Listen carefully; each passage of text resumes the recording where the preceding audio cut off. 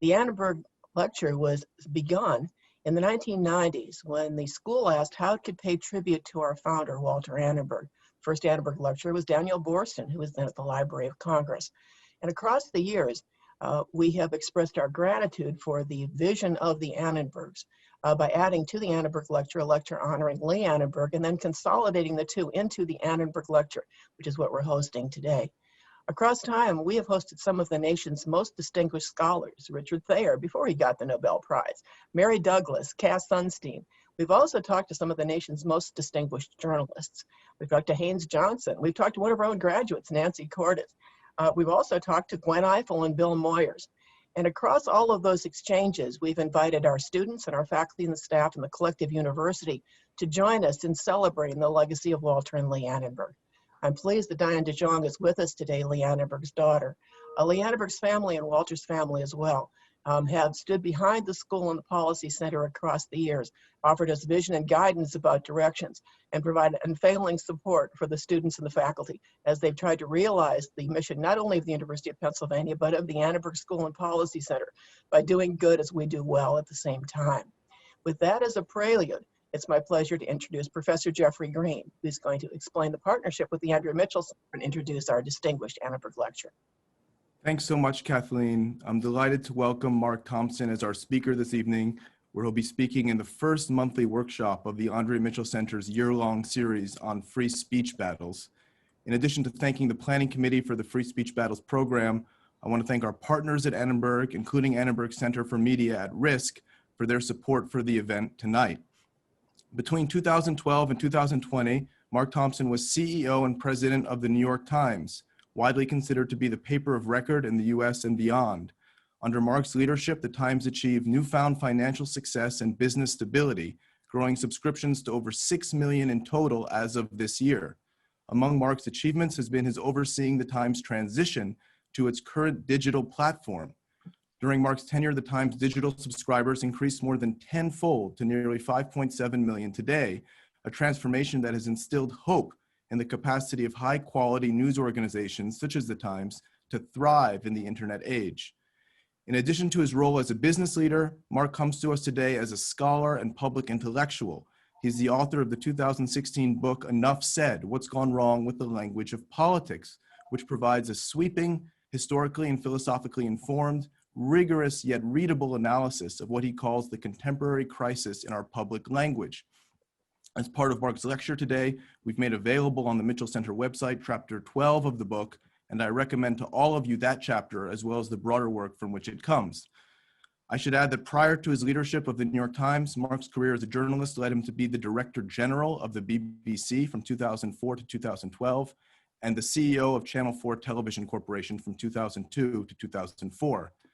Given Mark's impressive background in the business and practice of journalism, and as an incisive student of the rhetoric of public speech and its ongoing challenges, it's hard to imagine anyone more well-suited to speak to us tonight on the topic of the future of independent news than Mark.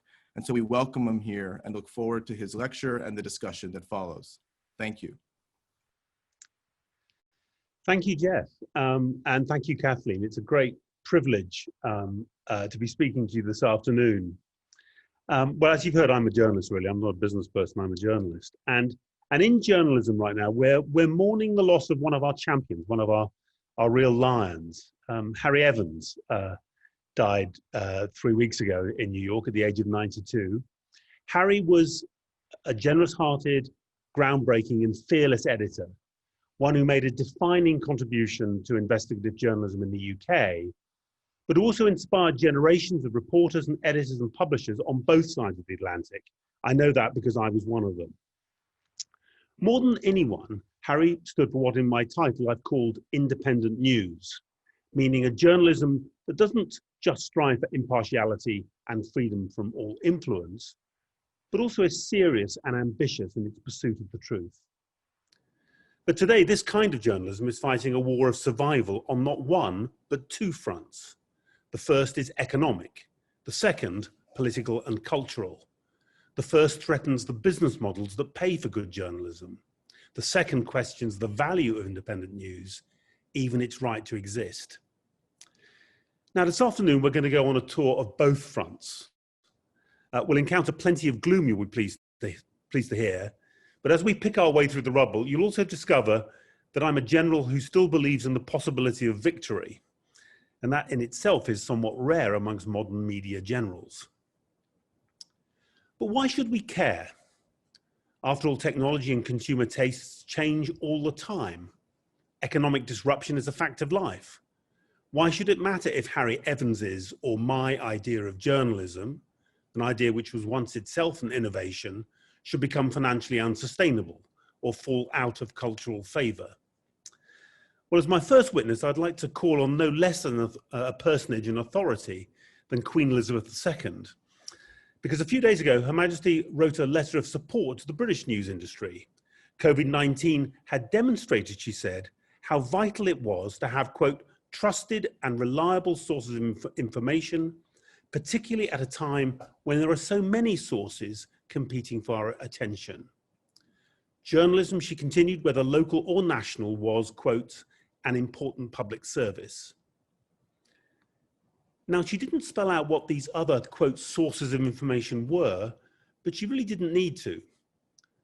Because while we've seen journalism at its best during the crisis, seen its professionalism and adaptability, not to mention the courage of reporters and camera crews covering this dangerous illness on the ground, we've also witnessed a flood of disinformation too, some of it emanating from the mouths and Twitter accounts of our political leaders.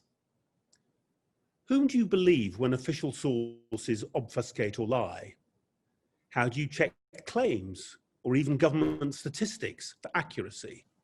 How do you gather sufficient credible information to form your own judgment of what's actually happening? These are the needs which independent journalism, with all its frailties, these are the needs it seeks to address. Timely public access to accurate information is always important. Holding the powerful to account for what they say and do is always important. In a pandemic, especially one with so many half-truths and conspiracy theories, so much plain nonsense swirling around, it can save lives. This is why the fate of independent news matters. Now, you probably already know the headlines from journalism's economic front. The newspaper shuttered, the tens of thousands of jobs lost. Perhaps you've lost your own local newspaper or seen its journalistic strength slowly atrophy as fewer and fewer reporters try to cover a city or region or country that obstinately refuses to produce less news. TV news hasn't yet faced the same scale of disruption, but that looks like a timing difference. Those same forces, changing consumer habits, the loss of young and middle-aged audiences, the erosion of legacy distribution advantages, and the inexorable shift of ad dollars to the digital platforms, those same forces are all playing out there too. Now, 20, perhaps even 10 years ago, it was possible to believe in what, to borrow a term from theology, you could call supersessionism, the view that it wouldn't matter if legacy news providers failed because they would be replaced by new digital ones. The Huffington Post, Vox, BuzzFeed were three of many suggested new digital champions. But in 2020, these and nearly all the new digital news publishers seem to have economics very like legacy players, but without their advantages in brand and reputation. The direct capturing of news by the public can be very valuable. But that early digital vision of citizen journalism, the belief that the democratization of the means of news production and distribution would render professional journalism, professional reporters and editors superfluous, that too has turned out to be a snare. Too often the citizen in question is an extremist or a crank or a commercial scammer, or his name turns out to be Citizen Putin. Far from taking the place of traditional independent news, the explosion of often anonymous, informal and alternative news has only served to emphasize how vital it is that we have strong journalistic professional institutions. Yet everywhere we look, most are under pressure or failing. Now, you might expect that news provision from public service broadcasters like the BBC would fill the gap, at least in those countries which have traditionally funded such institutions at scale. The core rationale for sustaining such public broadcasters, after all, is as a hedge against market failure, to ensure that the public still have access to high quality news and other content, even if commercial players will not or cannot provide it. But it's not playing out that way. Lobbied by commercial media players, governments in many countries, including the UK, have been reducing the public broadcasters' funding and clipping their wings in other ways, even as commercial provision falls away. Now, of course, there are still some nations who continue to invest heavily in news. China and Russia, for instance, as well as multiple countries in the Middle East, though their idea of news could hardly be more different than the definition I offered at the start of this talk. In much of Central and Eastern Europe, public service broadcasting has once again become state broadcasting. And in many countries around the world, the informal economic and political links between governments and commercial media companies are growing ever tighter. Those who refuse to fall into line are squeezed economically, for example, by the withholding of government advertising, or threatened. We're seeing that right now in Mexico. And in the worst cases, they are imprisoned, injured, or even murdered. This is the reality for those who attempt to offer the public independent news in 2020. Now, although we've certainly seen threats against journalists in this country and the other Western democracies, including menacing and irresponsible remarks from the current US president, and although we've seen atrocities too at Charlie Hebdo and at the Capital Gazette, it's the business challenge that looms largest in the minds of most of the people who are the bosses or the proprietaries of news organizations. So how have they diagnosed the industry's ills? I'm going to talk mainly about newspapers, though I do believe my themes apply also to TV and other legacy media.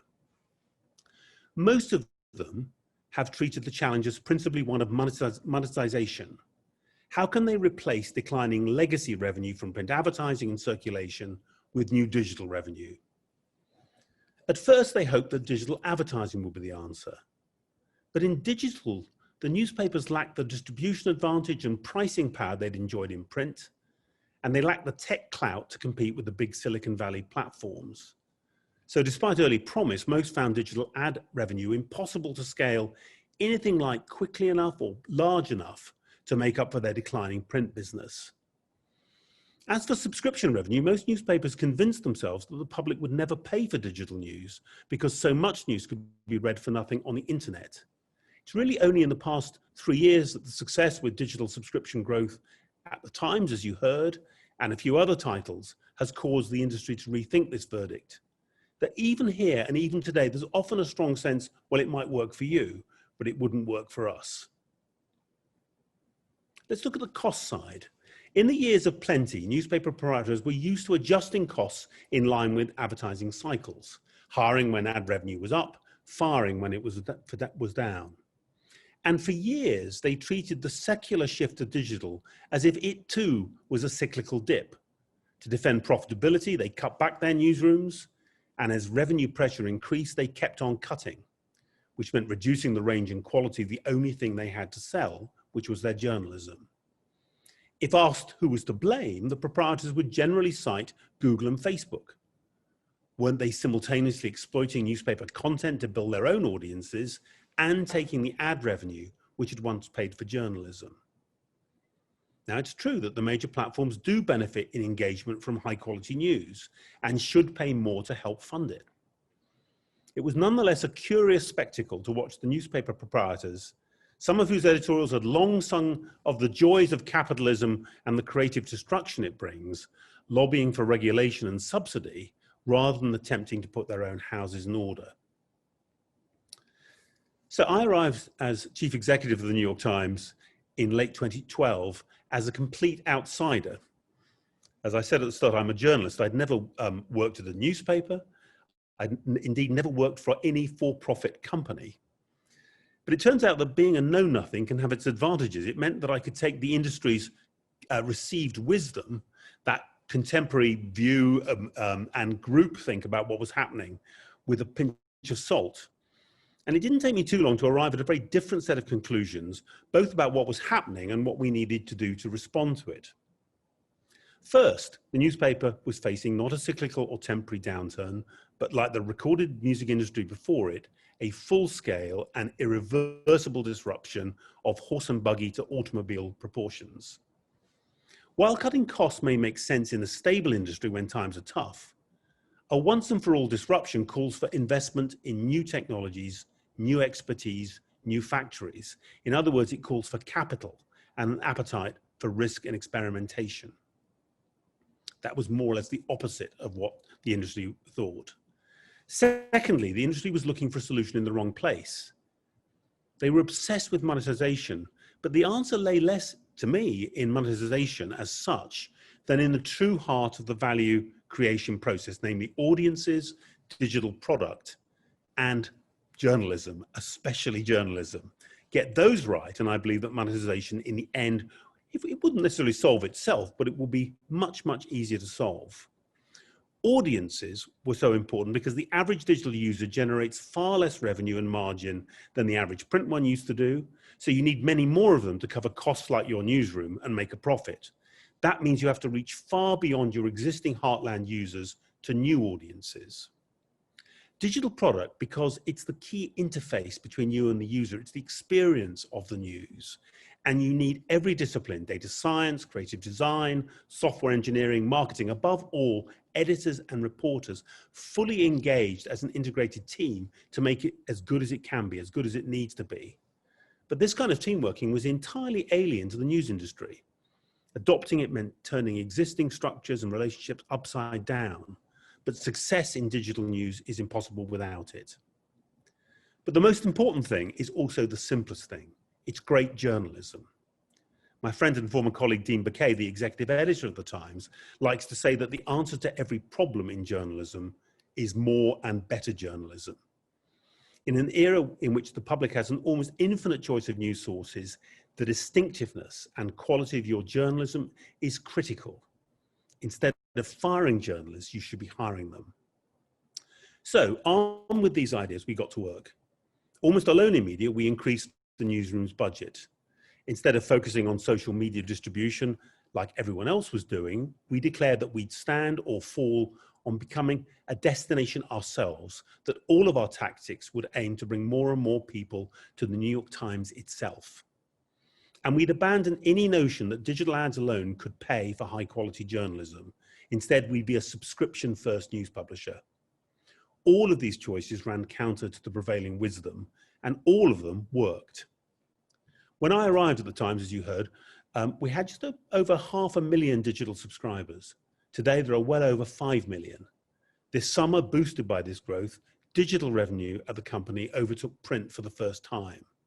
Between 2012 and today, we added more than 300 extra journalists to our newsroom, bringing it to about 1,750 journalists, the largest number ever.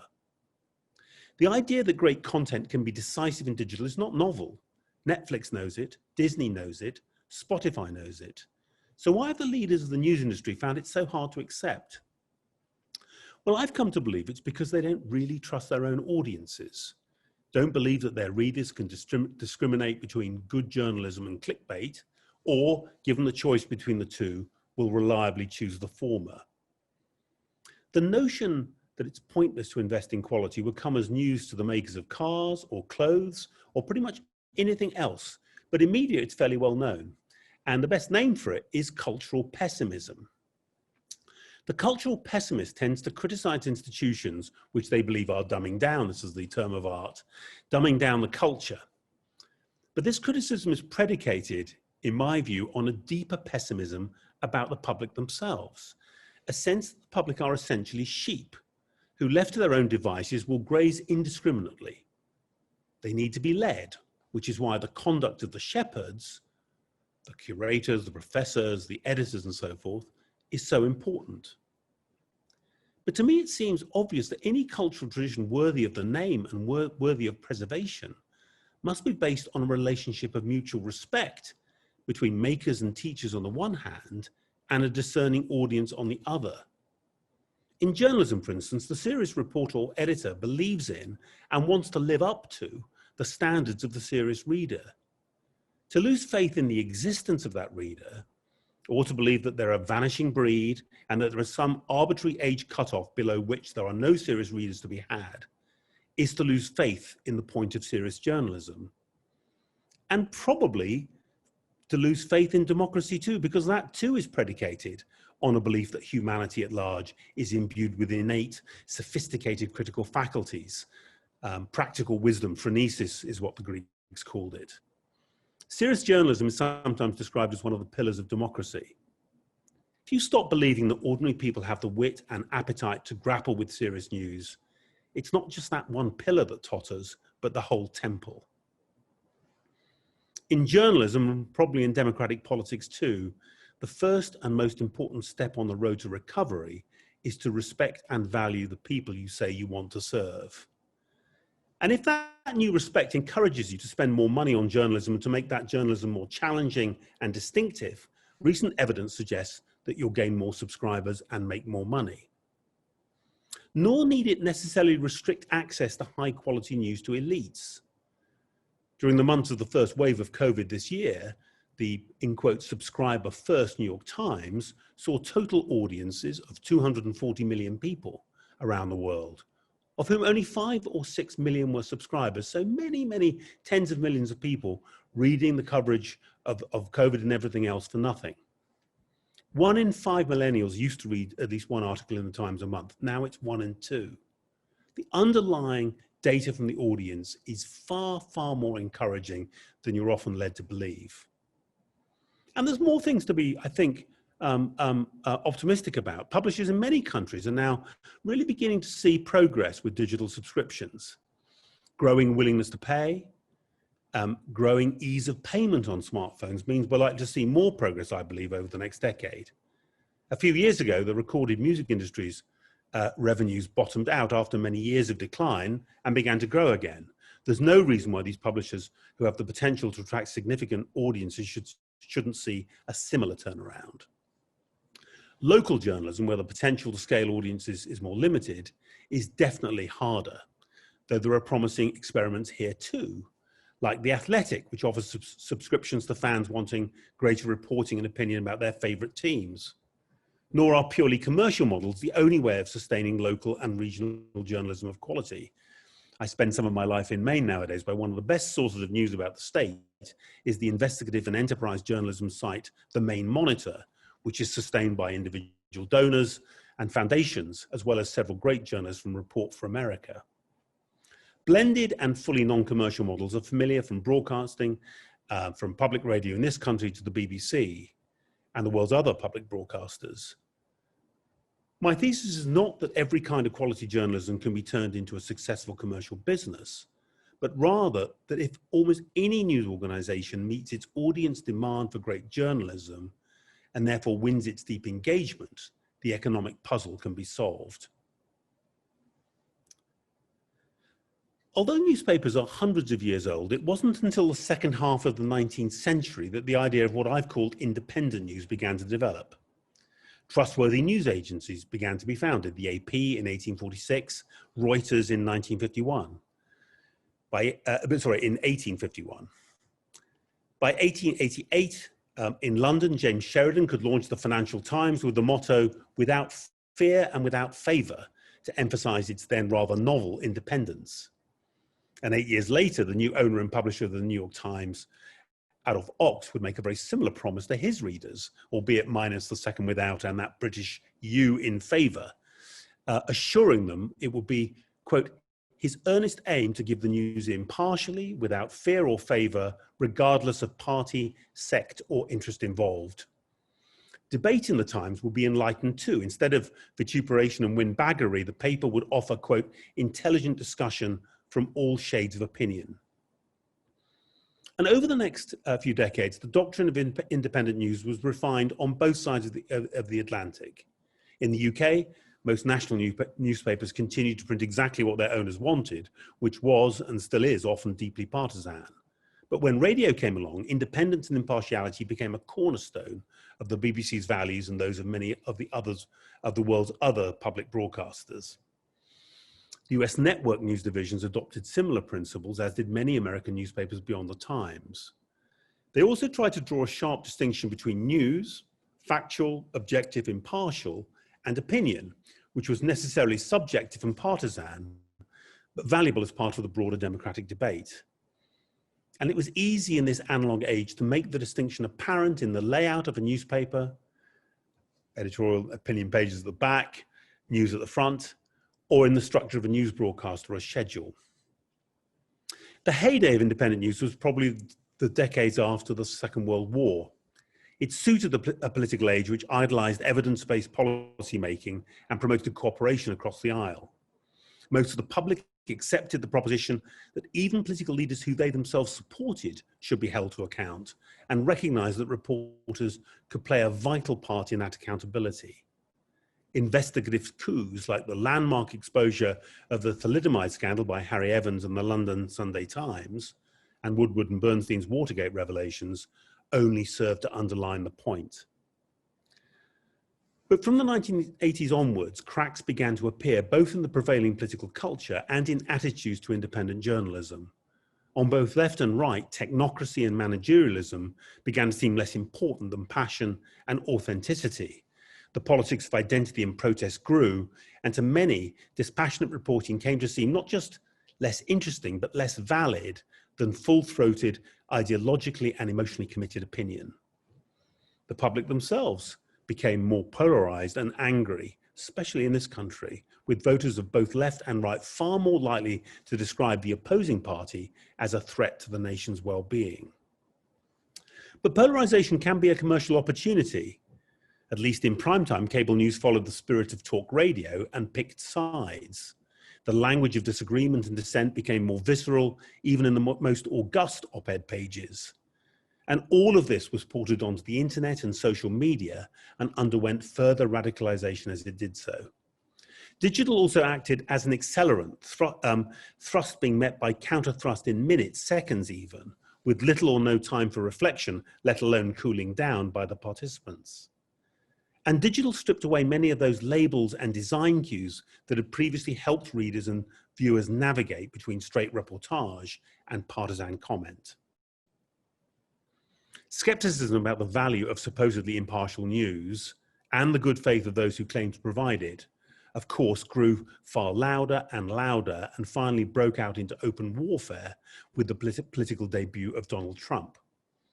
His attack on the fake news or lamestream media, his frustration when even apparently sympathetic news organizations like Fox News demonstrate a residual loyalty to fact-based reporting, his reckless use of phrases like, quote, enemies of the people, about reporters simply doing their jobs, are also well known that we can take them as read.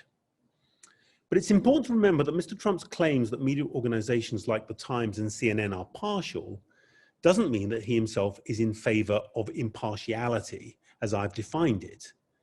As he said more than once, it's simply that he'd like to see more positive stories about himself and his administration, and he hopes against hope that insults and threats will somehow deliver them.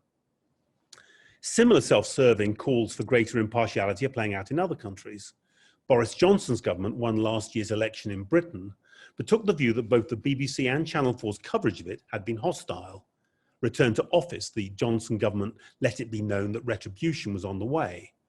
Government ministers would boycott programmes where the questioning was tough, would decriminalise the payment of the licence fee, on which the BBC's funding depends, and would privatise the publicly owned Channel 4. More recently, it was reported that the government wanted to appoint one of the BBC's most outspoken conservative critics to be its chair, and a second to chair the broadcasting and communications regulator. Although one of these candidates has now pulled out, it's perfectly possible that someone with similarly hostile views of the BBC and public service broadcasting will be appointed to head it. Would these steps really lead to more, in quotes, impartial news in the UK? Or to a climate in TV and radio broadcasting much closer to that of Britain's generally partial and largely conservative traditional press? But irritation at dispassionate journalism and that urge to control are not limited to governments nor to conservatives. The Catholic Church once took the view that, quote, error has no rights. In other words, that heresy was so dangerous that the only moral thing to do was to suppress it. It's a view which the post-Vatican II Church repudiated. but which is alive and well in present-day ideological criticism of journalism. In times of division, it's understandable that people on both sides want to keep their narratives about themselves and their opponents simple. And yet it's the job of independent journalism to report not on simplified models of the world, but on the inevitably more complex, more messily human world that actually exists. There was anger, for instance, from some loyal Times readers when a few years ago, the paper reported on vicious misogynistic online attacks from the left on Kellyanne Conway, as if someone so close to the president shouldn't be portrayed as a victim, or even, it seemed, as a woman. The revelation that the then Deputy Attorney General Rod Rosenstein had suggested wearing a wire to secretly record President Trump was excoriated by many liberals because it was feared that the story might lead to the firing of an official who at the time was thought to be a key protector of the Mueller inquiry. Profiles of a gay couple who support Mr. Trump and of a young white supremacist in Ohio both drew ire because they were accused of normalizing their subjects. In the latter case, one critic and editor at the Washington Post suggested the Times profile the victims of white nationalist ideologies instead. But of course, the Times does frequently report on the victims of white nationalism, and even in its print edition has room for both. It seems to me that the complaint was not about crowding out coverage of victims, but the complaint was about publishing the piece at all. The profile lacked context, it was said, and had the lamentable effect of, quote, humanizing its subject. Sometimes, indeed, the fury is as strong inside as outside the newsroom. In a recent racist attack in Britain, one of the attackers abused the victim with the N-word, and the BBC chose to say that word in full on the air with the support of the victim's family, who wanted to draw the public's attention to the severity of the attack. But there was an outcry, and under acute pressure from Black, African, Caribbean and other employees, the BBC reversed its editorial judgment and apologized. And this summer, as many of you will know, the New York Times had its own full-scale controversy with an op-ed about the Black Lives Matter street protests by Senator Tom Cotton. At the Times, too, internal disquiet and anger was intense. One result of that incident was the resignation of the paper's editorial editor, James Bennett. So how should we think? How should we react to all of this? Well, first, it seems to me with concern and fellow feeling for those who find articles or broadcast segments that we publish distressing or enraging. We should never forget that our reaction to strong journalistic content depends on who we are and the extent to which experiences like the threat of racist abuse and violence are realities in our own lives. We should recognize also that there are limits to empathy and to the extent to which we can truly understand the impact of a given piece of journalism on others. This is why it's so important to address ethnic and other forms of diversity in the decision-making layers of news organizations. The tradition I've defended this afternoon was invented and is still significantly led today by people like me.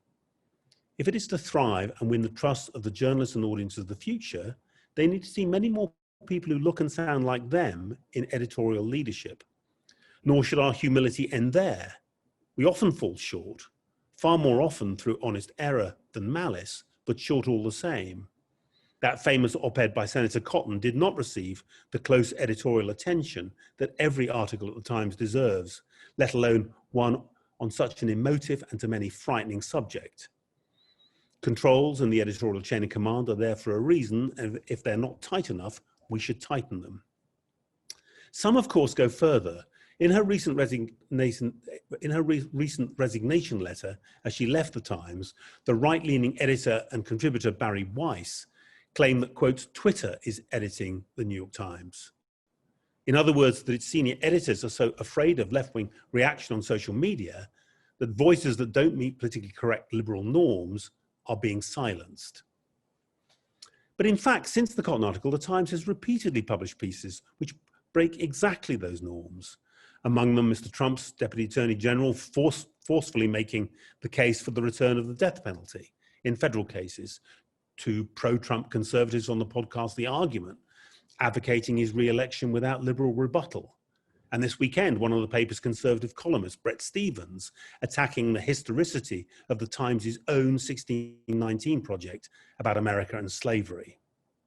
Some people, including the president, very noisily, believe that the New York Times was wrong to publish 1619.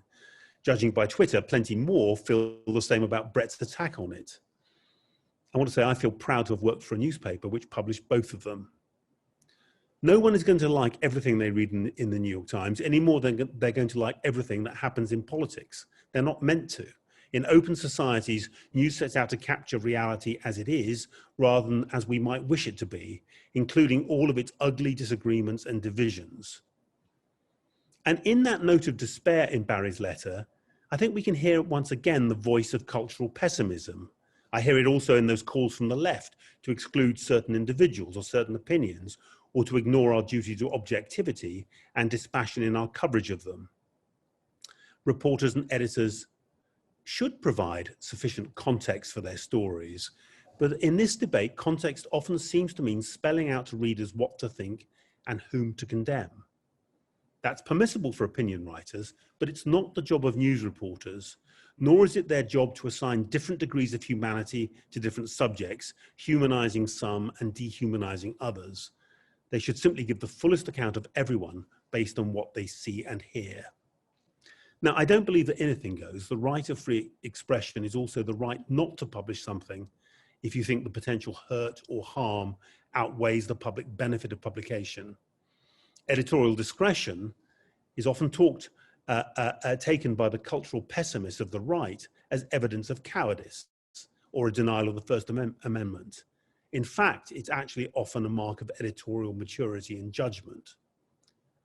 But, and it's a big but, no one has an absolute right not to be offended, not to be made fearful by journalism, or to insist that other people should not be allowed to read or watch a piece of news because they themselves disapprove of it. To believe in the kind of journalism I've talked about this afternoon, you have to believe that the facts make a difference, and that in the end, the public always figure out where the truth lies. Not as sheep finally attaching themselves to the right shepherd, but by using their own eyes and their own wits. If you don't believe that, if you can't believe that, independent news is probably not for you. In the media universe of 2020, there are many other sources, many other cable channels and websites where you can find a comfortable home and will never again have to hear a voice or consume a news story which challenges your pre-existing view of how the world is or should be. But for the band of true believers, change, yes, we need change. Humility, yes, we need humility. Editorial discretion, yes. But sometimes you do have to stand and fight. If you retreat from this battle, the best business model in the world won't save the kind of journalism you signed up for, which is for me the only kind of journalism worthy of the name. The University of Pennsylvania is a great cultural institution. I'm very, very proud to be talking to you all. It's a university with enduring values, but also a university which has always shown itself willing to adapt to retain its relevance, just as its founder, Ben Franklin, intended. No doubt it harbors a few cultural pessimists, as every modern cultural institution does, but it seems to me that its defining spirit, in some ways the spirit of Franklin, is one of cultural optimism. The belief that knowledge and expertise are not just valuable to those who acquire them, but can help build a better world, culturally, politically, scientifically, and so on. Independent journalism needs strong living institutions too. Secure resources are vital. I've suggested with the right strategy and the right relationship with readers, far more can be achieved through self-help than is generally believed. Private philanthropy, and where it's politically possible, the public purse may be needed too. I don't blame Google and Facebook for all the ills of modern journalism. The disruption was coming anyway. But I also believe that this political and regulatory moment, it's strongly in their interests, the interests of both companies and indeed other Silicon Valley players, to step up and play a more active role in the solution to the funding of journalism. But I've argued this afternoon that securing the funding of serious journalism is not some separate economic puzzle, but it's wholly bound up in the relationship between the journalists, the society they cover, and the audience they serve. And I'd be the first person to acknowledge that the approach I advocate is a bet. a bet that facts matter and sooner or later the truth always wins, a bet that most people don't want to live in a make-believe world of conspiracy theories and self-justifying myths, that they want to confront reality and obtain the trustworthy information they need to figure out what to make of it. There's no point rescuing legacy news media just for the sake of it. Not all legacy media deserves to survive, but there's every reason to secure the best of what we have today and to invent new institutions dedicated to without fear or favor journalism. Not for the industry's sake, not for old time's sake, but because the public deserve and need independent news. Democracy deserves it. The future deserves it. Thank you. Thank you. Wonderful, Mark. Thank you so much for those remarks. You've given us so much to think about. Let me remind all the attendees that they can put forward a question through the Q&A function on the Zoom call. And let me start things off, Mark. Your remarks emphasize so much the disruption that we've lived through, that it's a genuine revolution, a technological revolution that's defined our time, not a political or economic revolution that some would have hoped for, but a technological revolution. And part of what it means to live in revolutionary times is some things seem inevitable. You yourself, I think, have gone on record as saying it's inevitable at some point that all major newspapers are going to be only digital. But my question to you is, on the policy level, on the basic structural level, what wasn't inevitable, and going forward, what isn't inevitable? If you look back on the last few decades, were there certain big decisions that were made on the structural policy level that, had they been done differently, maybe independent news would have been more secure? And as you look forward, you sort of referenced at the end the appeal to Silicon Valley. Are there certain areas for major policy that you think are very significant to protect independent media, that it's not inevitable? Yeah. Okay. So there's a gigantic question. I'll give you kind of vignettes of an answer, really. Look, policy. The world changes quickly. Policy moves slowly. The particular trap, I think, in media was a lot of the structure of regulation and policy was based around distinctions between media. Broadcasting is going to be like this. A newspaper is going to be like that, and so on. We very rapidly moved into a world where everyone was bumping into everyone else on the internet, and the money, the revenue was moving very quickly between media, and the traditional structures didn't make sense. Now, I think it would have been very hard for regulators to move quickly. They've moved astonishingly slowly, I think. I mean, given the New York Times launched its website and the BBC did in 1996. I mean, that's 24 years ago. It's been a generation so far, and very, very little, no antitrust interventions of any significance since the Microsoft action of many, many years ago. And I think very little kind of interest, honestly, from policymakers in trying to understand what was happening. So I think, that's the reality. I think the industry could have learned more from what happened to music and moved faster itself. I think there was a missed opportunity.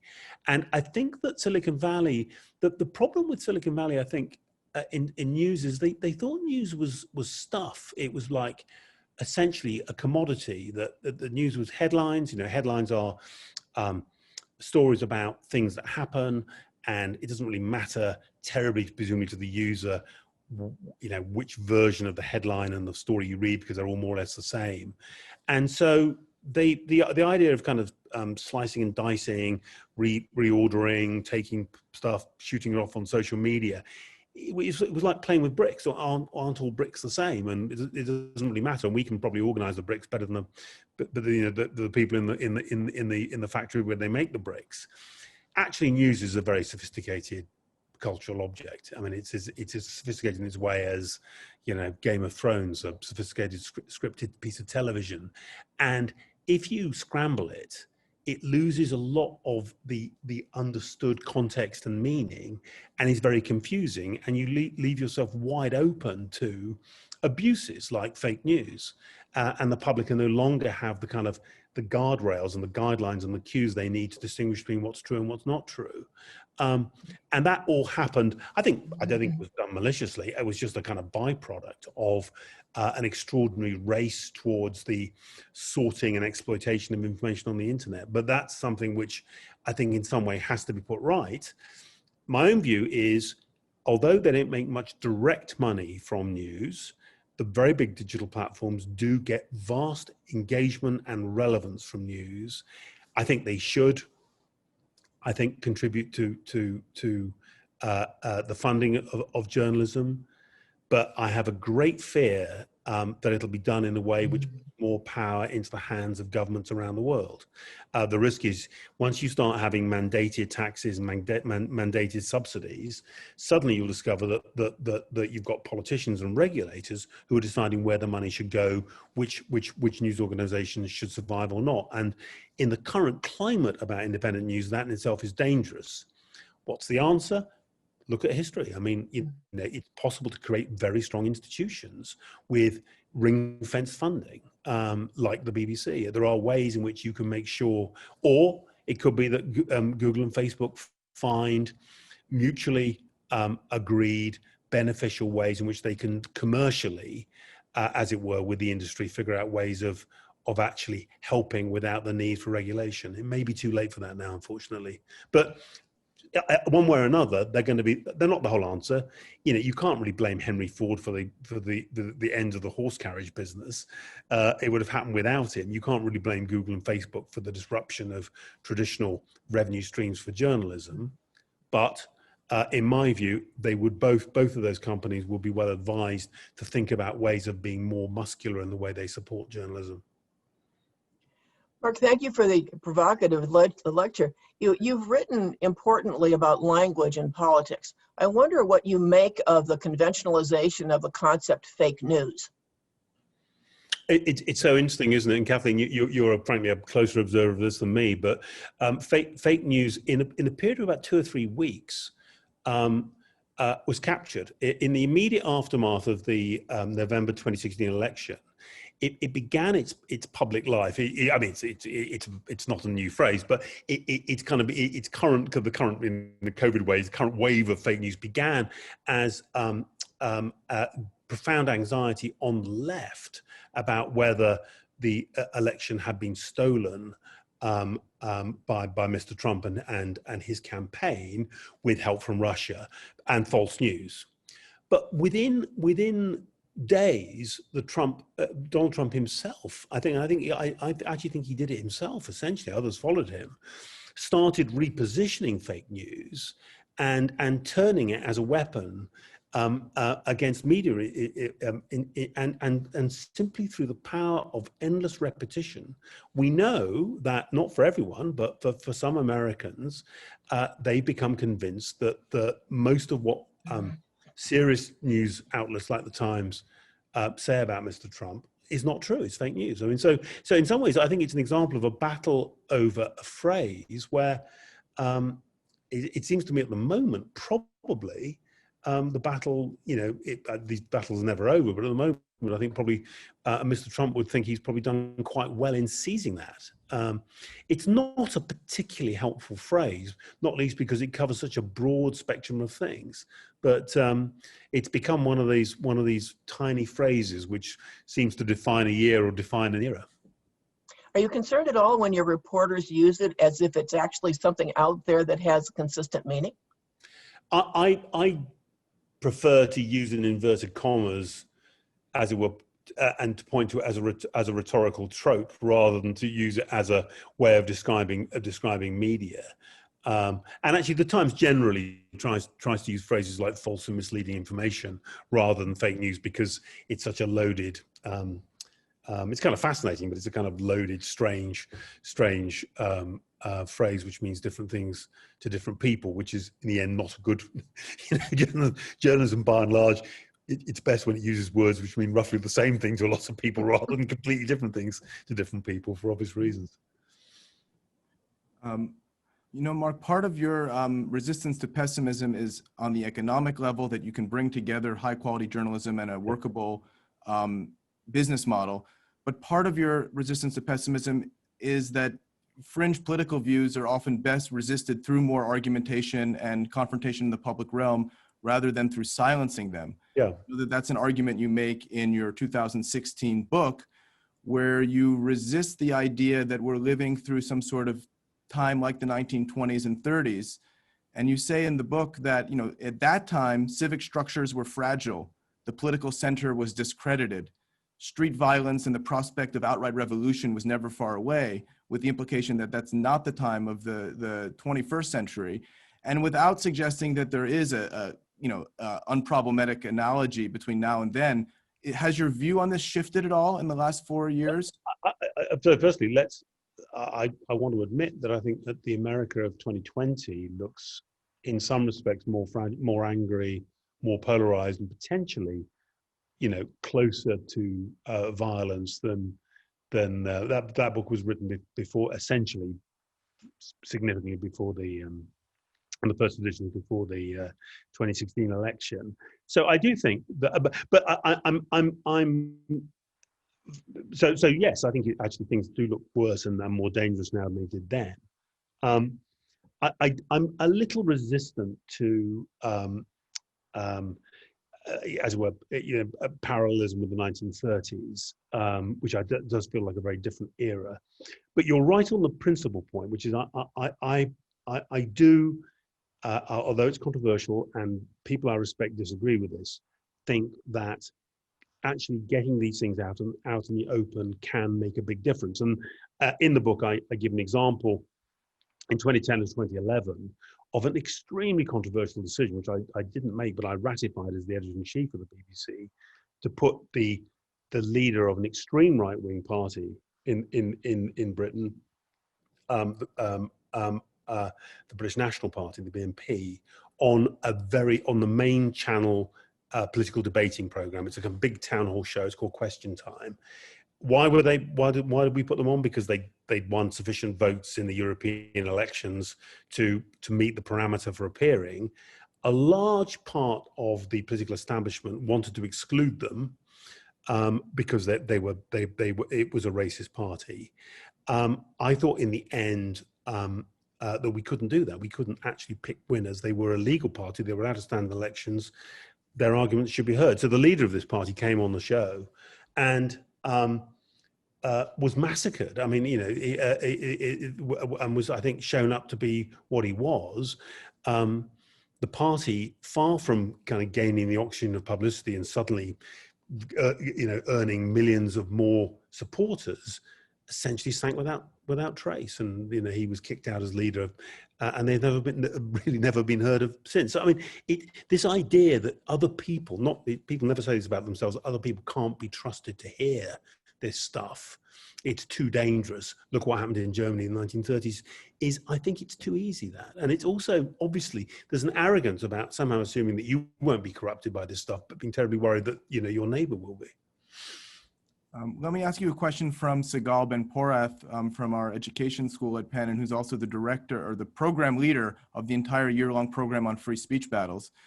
And she asks, accepting your dismissal of Barry Weiss' concern that Twitter is editing the Times, do you still worry about editing for access? Are you concerned about the relationship with people in power, politicians, business people, affecting either editorial decisions or decisions of individual reporters?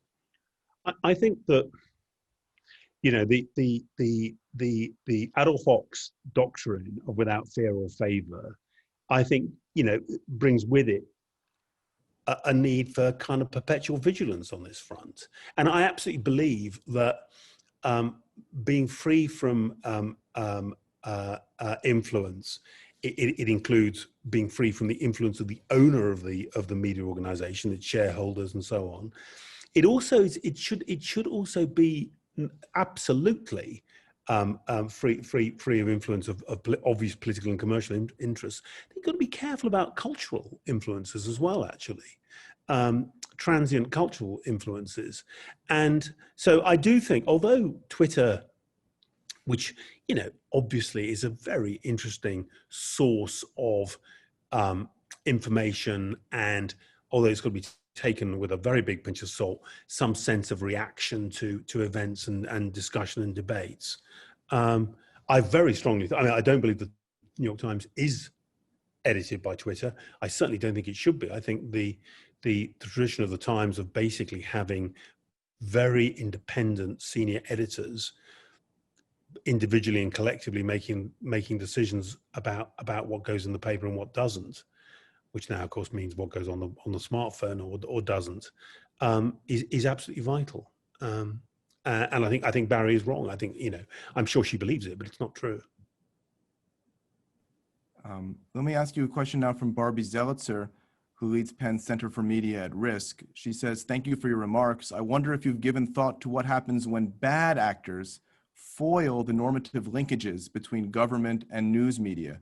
Should journalists not be inventing new rules of engagement? And if so, what would they be? This is a very difficult question. I mean, there are countries, Mexico is an example, where it is extraordinarily difficult to be an independent journalist. And in some ways, journalists in the New York Times and other the foreign press are very important in a country like Mexico, because it's very hard to be fully independent when it's a country with very limited willingness to pay shown yet for subscriptions. That will come, I believe, but like many developing countries, it's not there yet. And a very significant proportion of advertising is public sector advertising, which the government can turn on or off and direct to whoever it wants to direct. And organizing, and I think journalists in the end and editors do need to try to, if they can, reorganize and potentially create new institutions to counter situations where traditional media organizations are essentially either explicitly or implicitly controlled by the authorities or by other powerful and potentially bad influences in the country. I have to say though, and we see this, and those people listening who follow these things will know that in many countries in Central and Eastern Europe and in Russia, in Central America, this is a fantastically dangerous thing for people to do. And journalists and editors have been murdered and otherwise harassed and persecuted because of it. So in the end, the world is lucky to have very, very brave people who are prepared to try to continue to do this kind of journalism and get it to the public despite these threats. It's very difficult. Let me tee up the next one. This comes from Ed Keller, who's a graduate of the Annenberg School. He asks, do you see a difference for independent journalism between public market ownership, New York Times, versus private ownership, Bezos for Washington Post or Laurene Powell Jobs ownership for The Atlantic? Is one model more amenable and able to withstand the forces fighting against independent journalism? It's a very interesting question. I mean, firstly, if we step back and say, I think that there are real advantages in having a plurality of models. In other words, not having all your eggs in one basket and having, in a given society, it's great having, public radio in this country alongside commercial media. I think it's very good. In principle, that people like Lorena Jobs and Jeff Bezos are prepared to put money into and support journalism. I think that's a good thing, not a bad thing. The New York Times is a control company. It's a publicly quoted company, but it's got a controlling interest. The key voting shares are controlled by a trust, the Ox-Sulzberger Trust, which is essentially its remit. The trust's objectives are the principles I've laid out in the talk, and that's, I think, quite an interesting model. I mean, that means you've got the discipline of having to be out there in the market and make your case to shareholders, but you've got a strategic interest, which is thinking over generations about how you maintain a certain cultural tradition. I want to say that I would say that a healthy journalistic ecosystem is going to have different kinds of models. And although I've spoken to Jeff Bezos and to Lorena Jobs about their intentions, and I've got no reason to believe that either of them is doing anything nefarious, clearly it will be a slightly troubling world if the only kind of journalism that existed was journalism which had been paid for by the world's billionaires. One can see how, there are scenarios where that could leave us with a kind of an impoverished, narrow, or even kind of dangerous view of the world. That's not meant to be a criticism of either of those two individuals. I think both of whom are genuinely arm's length in terms of content and trying to help. But I think plurality of models, trying to not find one model, but trying to find different ways. And kind of one of the things we've learned at the Times is testing and learning. In this world is moving too quickly to kind of spend too long theorizing. It's great if you're out there trying things and learning from what happens and from the data that comes back, how to improve and kind of optimize what you're doing. And I think that, again, some testing and learning, which is happening, I think, in America right now, about models of work. I mentioned the Main Monitor. It's a really good site. And it's probably now about 10, 12 years old. It's got many different sources of funding and many different individual supporters. I think it's interesting. Mark, part of your remarks centered on history from the 19th century. And I'm wondering if you want to reflect a little bit more on that in light of a question from Gideon Cohn-Postar, who is an historian and fellow at the Mitchell Center this year. And he asks, 19th century politics was marked by existential and divisive language, partisan hackery, and appeals to violence against political opponents. Is it possible that the quote-unquote equilibrium of public language that you argue existed in the West in the last half of the 20th century was actually an exceptional period in democratic political rhetoric? Could the internet and the decentralization of news have simply returned us to the naturally fractious and destructive rhetoric of Western politics that the centralizing technologies of regulated radio and TV news temporarily disrupted? It's a really interesting, interesting question. Well, and again, the questioner will probably be better able to answer their own question than I can. But no, I absolutely believe that although you can see through the 19th century the pieces of a kind of new doctrine of independent news beginning to take place, I think in significant measure, both the Financial Times in London and the New York Times, the, as it were, rebooted New York Times, bought by Out-of-Vox in 1895. I'll get the century right this time. These are both, in many ways, a reaction to what was thought to be a very hysterical, debased journalism. So that I think it's perfectly true that what emerges, and I think it is true that by the 20s and 30s, there's a period where it's beginning to become normative to think about journalism defined this way. People like Walter Lippmann are beginning to, in a sense, begin to theorize and to give it a kind of intellectual shape. And parallel process, somewhat different, is happening in the UK as well.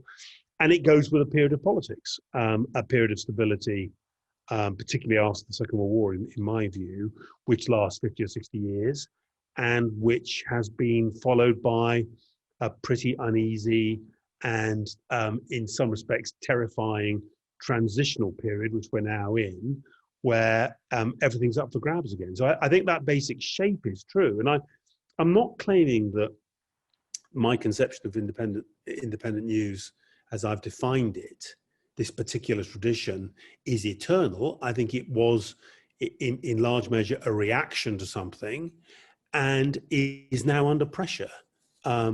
Given that I cannot see how Western societies do not continue to, in a sense, move forward with very sophisticated policy, which you want in democracies the public to understand, and given how many of the issues we face are, whether it's COVID, whether it's the climate, are issues where you've somehow got to get public policy agreed when, understandably, most citizens don't really understand, if you like, the science or technology or economics involved in those things. I think the need for independent news, the need to try and make sure it has a good future is great. But if you say the mood music now feels like a pretty tough environment for independent news, I agree with that. And I call my talk between a rock and a hard place for a good reason.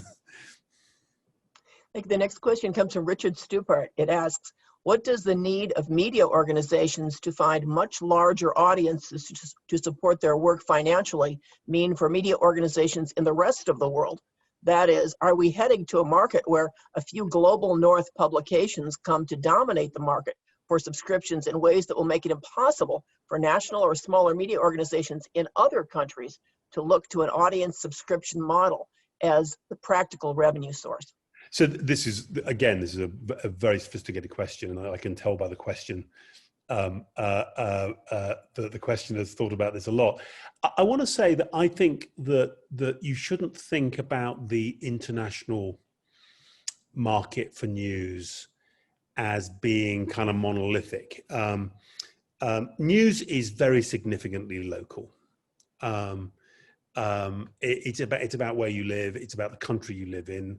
Often, by the way, it's very culturally specific. It may well be in a language other than English. And I would say outside the United States, with the exception of some expats, New York Times is aspiring to be the second, third, or fourth read or watch. In other words, the expectation would be that your French businesswoman is going to read Le Figaro or Le Monde, is going to watch France Télévisions in the evening and track half a dozen or a dozen French news websites. And she may, if she's got business interests which are global, or an interest in public policy, she works as the head of an NGO, or she works in a government department, or she's got family interests in the United States, she may well think about the New York Times or the Wall Street Journal or the BBC. So I think it's a kind of global market, but the global market is not substitutional for Le Monde or Die Welt or La Repubblica at all. And there's no, I mean, insofar as we can judge these things and we look at numbers, we don't really see shifting like that. Now, I think there's another issue, which is, take a country like Italy, which has got although it's got a quasi-national press, the press actually was regional, and the great newspapers of Italy often came from a city, La Stampa from Turin and Corriere della Sera from Milan and so on. And I think there is an issue in digital about whether US metro papers and whether national papers in countries like Italy, France, Spain and the UK can get sufficiently large digital audiences to actually get the kind of economics and the kind of subscription model I've talked about to work. That's to be tested. My own view is that because I have this very strong belief in a demand pull for quality journalism, that if people hold their nerve and continue to produce and invest in great journalism, the public will find a way. The public will find a way. But it's much harder. I absolutely accept on my trips to Europe and indeed my trips around America, once you get to state level, city level, region level, the economics become harder because it's hard to get enough users. Let me ask you a question from Caitlin Curry, who writes, whether or not the general public has access to accurate, reliable information about current events and issues has important implications for political decisions, public health, scientific awareness, and even education. Do you have any concerns about subscription models of journalism having detrimental effects or creating an information imbalance between people of various backgrounds and socioeconomic groups? Well, I tried to, in my prepared remarks, say that actually it depends on how you do it. The Times, and it was before I arrived, in 2011, launched its current pay model with a very enlightened idea about this. The notion was basically of sampling, that people, without having to pay, could sample a great deal of journalism from the Times without having to pay. The notion being that some would become sufficiently hooked and attracted, they go on and pay. At the moment, typically, if you are prepared to register and log on to the Times, you don't have to pay to get 10 articles a month. And I want to be clear, for many, many people, 10 articles a month from the New York Times is all they want or need. And that we have tens of millions of satisfied customers who are not paying us, but who are still consuming a lot of journalism. So I don't think this is an either or. The other things we've always looked at is, can you, for example, in the context of higher education and universities, can you give very, very deep discounts to students and others? Can you, we've in recent months partnered with Verizon to open up the complete Times to essentially more or less every high school in America. So, and during COVID, where public information really can help individuals and families with their health and potentially conceivably save their lives, we took a decision for many months to essentially take down the pay model completely for COVID coverage. So I think there is a concern about, of course, in principle, about whether you end up with a world where it's only members of let's say, an economic elite who can afford to get real information out there. Well, I understand the point, and I'm not going to dismiss it out of hand. I think it's possible in the kind of geometry of these things to take significant steps to make that less likely. The next question comes from Annenberg professor Julia Tacona. It asks, could you comment on calls from scholars around the role of news organizations to prevent amplification of white supremacy and other extreme or fringe ideologies? Specifically, the narrow road journalists and editors must navigate between covering media manipulation and reinforcing it. So, I tried probably in some ways too briskly to go through this. It is a narrow road. For the reasons that I said, and indeed Jeff has already kind of mentioned this a couple of times with me, my bias is towards telling people the facts and explaining what's happening clearly, and I have a high level of faith. In other words, I worry less than others do about the, in quotes, oxygen of publicity argument, which is sometimes used to say you shouldn't mention these people's ideas at all because you'll only encourage other people to follow them. I'm less persuaded of that. I'm more anxious about the, because, it's entirely understandable, about the anxiety and hurt and anger that people who feel they're the victims of racism and other forms of persecution feel when they see coverage, and where quite understandably their emotional response is, why on earth are these people being given any time at all? And that's the difficult road. I said I believe in what I called editorial discretion. In other words, essentially balancing the value of reporting something against the likely emotional hurt or consequences of publishing it. And I think editors can, and I think generally should, tread carefully. But I want to say, there's a very interesting, I think it's still available on, somewhere out there on the internet. Mark Lacey, the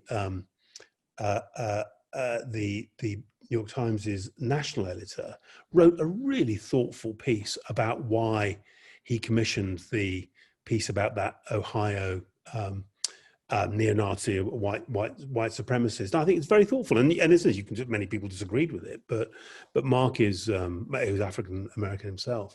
I just thought wrote a very compelling case about why it's quite important to understand and try and understand why someone might think those things and how do these beliefs fit into the rest of their lives, and that's why he essentially, it's not that he didn't understand this issue of, as it were, humanizing, but actually, great reporting is pointing the camera at human beings. It is about trying to understand human beings and their complexity.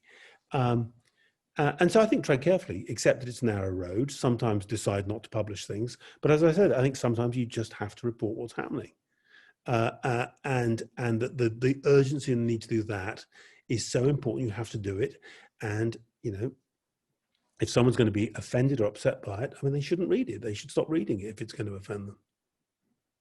Mark, the next question would be from Matt Schaefer, a postdoctoral fellow at the Mitchell Center, who asks, what might we think of thematically focused journalism with an advocacy angle has taken on new prominence in recent years in the online space? For example, the Marshall Project's work on criminal justice reporting or the Intercept's work on surveillance and national security. Does this kind of journalism represent a new direction or new promise for independent investigative work in the digital age? Does it have some distinct dangers and risks? Well, so clearly, as it were, committed journalism which has a point of view, can genuinely be useful in terms of revealing things. I mean, investigative journalism can be successfully done by people who, in a sense, have already decided broadly what they feel about a given topic. Like, and by the way, activists do this. What the politicians call oppo research, hostile research by candidate A against candidate B, can indeed reveal things about candidate B which are in the public interest for the public to know. It's kind of like, you can also think of that as muckraking, but that also can be in the public interest. So I certainly wouldn't say that the only form of effective investigative journalism is strictly impartial. I do think, I guess this takes me back to Lippmann, though, that in the end, it's kind of better. I mean, that, with all its kind of impossible frailties, journalism should aspire to the condition of science in some level. And it's better if the scientist is not trying to get, answer A or answer B out of the experiment. In other words, it's better, the more open your mind as you go in to cover something, the better. And so, honestly, as a consumer of news, I prefer my investigative journalism done by people who do not prefer one answer to another, and who are going in with a completely open mind. I recognise, though, that that's probably a minority view, and I recognise that a lot of good work is done by passionately committed journalists. This question comes from Victor Picard, who's a professor at the Annenberg School. He says, news deserts are expanding across the US and around the world. I welcome the optimism, but is it realistic to assume that commercial, nonprofit, or blended models will adequately address this problem? Could there instead be a public option for news that is federally guaranteed but democratically governed and under local control? To give one example of a public option, the BBC has its local democracy reporting program. Yeah. So I mean, I am indeed an optimist. I'm not optimistic enough to believe that it will be possible to found the BBC in the United States in 2020, and particularly with this president, it must be said. But even with a different president, it's hard to imagine that kind of institution being, as we're politically getting sufficient political support to exist. I think very strong and strongly independent public institutions, such as exist across Western Europe, for example, and where, unlike Central and Eastern Europe, they broadly are, certainly to date, resisting political capture. They are a very, very valuable thing to have. And I mean, what's interesting is whether this, in individual states, whether at least at state level, this could be contemplated. I definitely think, I know that my colleagues at the Times are thinking very hard about whether there are layers of accountability journalism which could be preserved across the 50 states. For example, could one try and ensure, and could a group of organizations, the Times could be one of them, get together to try and ensure that at least at State House there are a number of beat journalists and investigative journalists, the governor, the legislature, education, health, and so on. So you've got a basic layer of journalism. Now, I have to say, I mentioned the Maine Monitor. In Maine, somebody's already organised something which I think is working. I mean, I'm sure they haven't got as many reporters as they would like, but I think there are lots of experiments of this already happening. I mean, I'm optimistic in the context of a battle which is probably currently being lost, and I'm not going to deny as it were, the reality of what that questioner says. I think in many parts of the country it is being lost. The bit I take objection to is the notion, as it were, that it's for lack of interest on the part of the public. It seems to me it's for lack of innovation and confidence on the part of us, of journalists. So I think large-scale public funding of news is working actually very well in many countries. If it could be done in some states or done in America, it would be a good thing. I think it's unlikely, though. Mark, if we could return to one aspect of your resistance to pessimism, the economic side, and look at the specific issue of how long articles are, because I feel as if you've called for resisting the trend toward brevity, but you've also noted that trend and noted that newspapers for a long time have reduced the average length of their articles. It's not just coming from the social media platforms. Part of it is coming from an advertising-minded calculation of what will monetize and sell papers, perhaps. And so the question would be, to someone you're calling a cultural pessimist, what if they were to say, I'm not personally a pessimist, I just need to function in a business capacity, and it so happens that when I reduce my articles, reduce my news stories' length, they sell better, they work better, more people tune in. Is what's wrong with that type of thinking? Well, I mean, firstly, at the most basic level, how long should an article be? And the answer is, I think it depends on the subject. In other words, in a perfect world, you've got long articles when that's justified, and when you've got a fairly short and simple news story, you should reduce it. The New York Times has not seen a significant reduction in the duration of its articles, and frankly, in common with many, with the FT, with the Guardian, and many others, it's actually introduced big reads. It's actually made a point, and interesting enough, lunchtime is the right time to drop a big read. It's the time when somebody's got a sandwich and actually wants 15, 20 minutes they can spend reading a long article. And so, I mean, firstly, I'm not convinced that having shorter articles, I mean, sometimes it may be a thesis. Axios has got a thesis about by the way, I think a very smart thesis about the efficient, consumption of significant news, the kind of takeout and the rest of it. And I think Axios has done that actually as a kind of user benefit. We're going to get you what you need to know, and we're going to get it to you very efficiently. The New York Times has still got generally pretty expansive news. I mean, most of our articles remain very long, and by which I mean 800, 1,000, 1,200 words.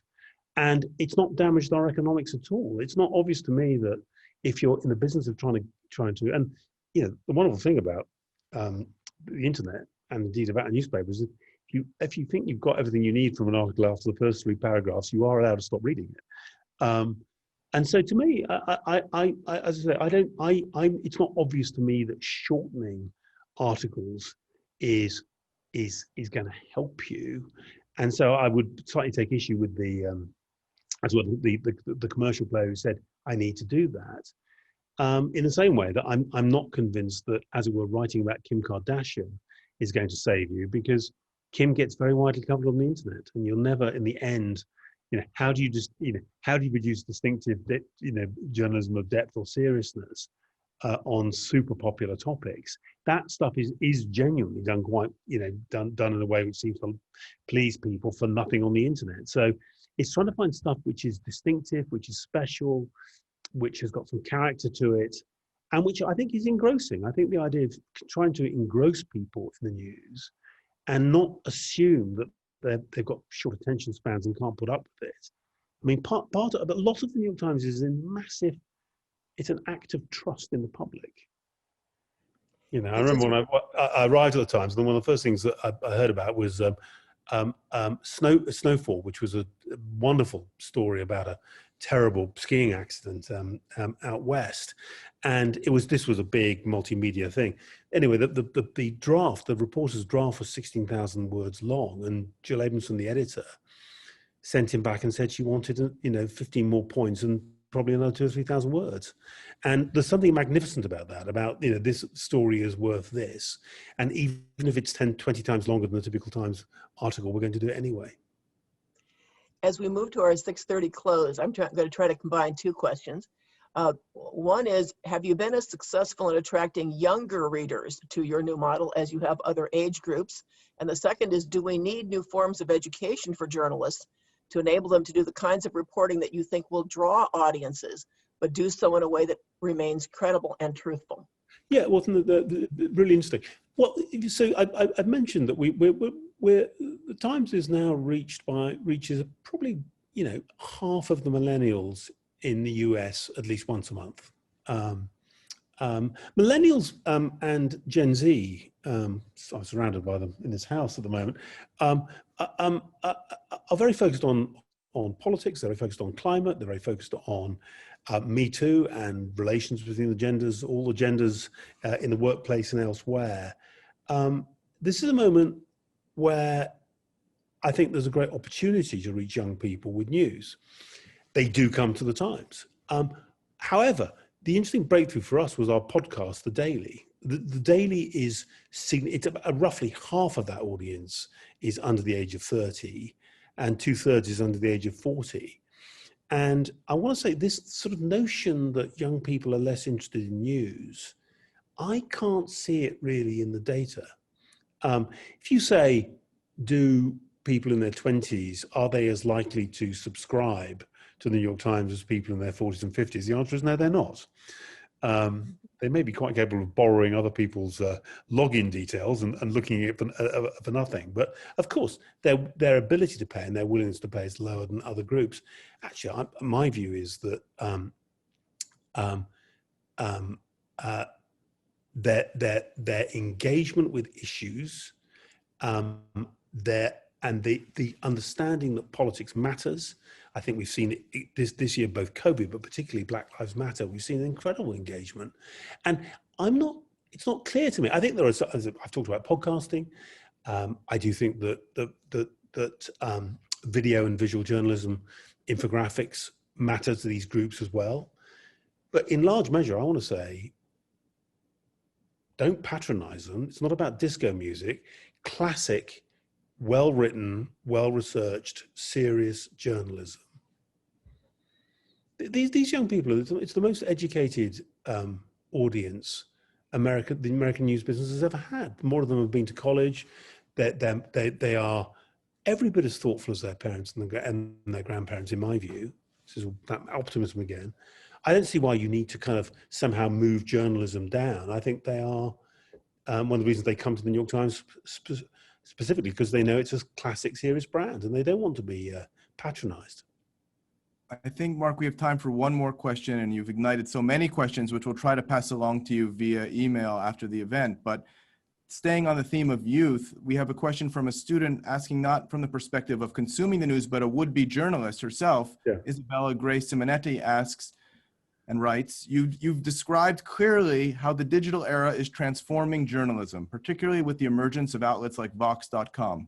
What advice do you have for a soon-to-be college graduate who is looking to break into the industry as the media industry is evolving?